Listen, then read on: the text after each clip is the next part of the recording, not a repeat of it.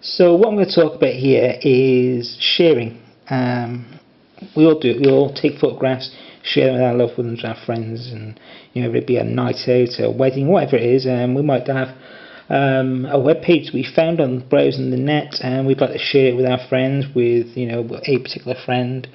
And both devices allow us to do this in varying degrees. So let's look at a really simple one. Let's go to the photo gallery on iOS, and let's see what this little picture here. And we all know what the drill is here. If you've used iOS before, you tap on this like on the bottom left, and this is the options you get. You can send it via mail, by text message, Twitter, Facebook, and then you've got things like assign to contact, upload photo stream, print, copy, use as wallpaper. That's great. Let's just go through and do so that's what you get. Very nice looking interface that you get there. The option to add the location, type your message there, and then send, and off it goes to Twitter. So I'll show you now the difference for sharing a photograph on Android.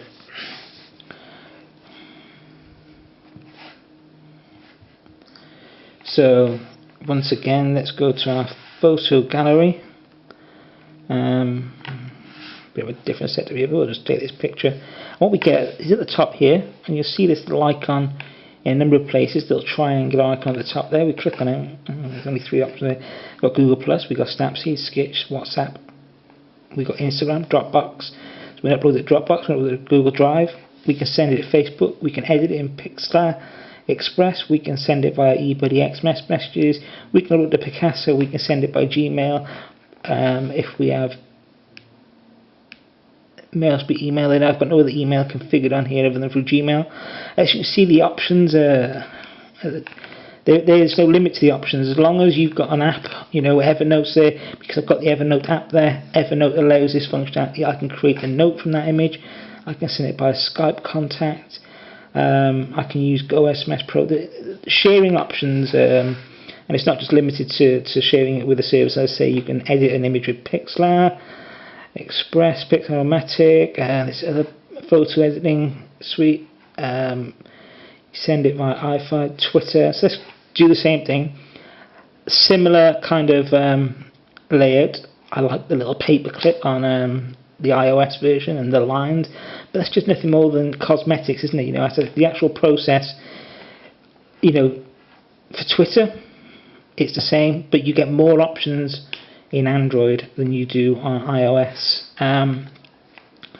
Now, it's a similar story when it comes to sharing maybe a link off a web page. Let's go here. Something I was doing yesterday, looking at BlackBerry.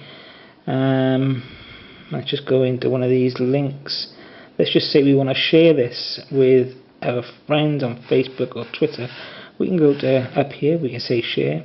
Chrome is about the only app that does a little bit different. It's not quite as convenient in Chrome for some reason, but again, we can share it by WhatsApp, by Twitter, by Google+, by Facebook. So some of our photo editing options have disappeared because after all, we're not doing anything with a photograph here, we're sharing a web page. So it's text, not an image. It's a site. I've got a sketch here for some reason. Curiosity, see what it does. So it gives me the whole web page. Interesting, that I can then edit and annotate. So if we go back to our iOS device,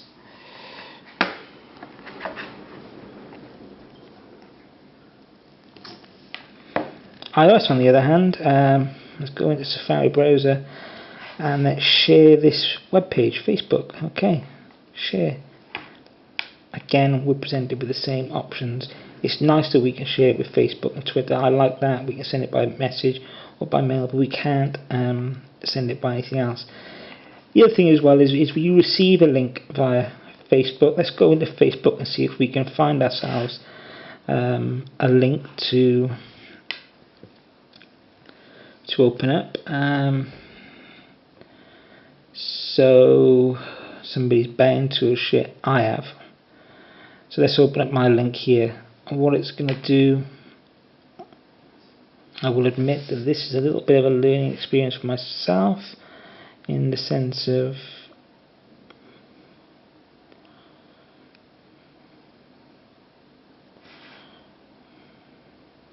it uses the internal browser, which clearly isn't very effective at displaying Blogger pages.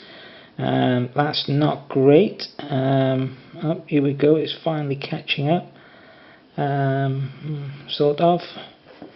That ain't great. You receive a link by email. It'll open up in Safari. And that's it. You don't get the choice. Going back to Android. So here we are back on the Android phone. Let's open up Facebook. Let's see if we can find that same link. It was by myself. Probably the quickest way of doing that is the BlackBerry one. So here we go. Get a choice now. It doesn't open up in the Facebook. It hasn't got a built-in browser on the Android. It was weird. But what you do get, very naturally, is the same with emails. You links, you get an email. You get a choice of browsers. You open up in the standard Android browser, Google Chrome, which is my personal preference. I clicked just once then because I've got the Chrome beta on there, but I could always open it now. I'm not restricted in the sense I have to choose every time. Once I'm happy with what I've got, or once I'm not experimenting with experimental browsers like Chrome beta, I can say always open using this. See, click Chrome, I can click always, and it means it'll always default to open in Chrome. Again,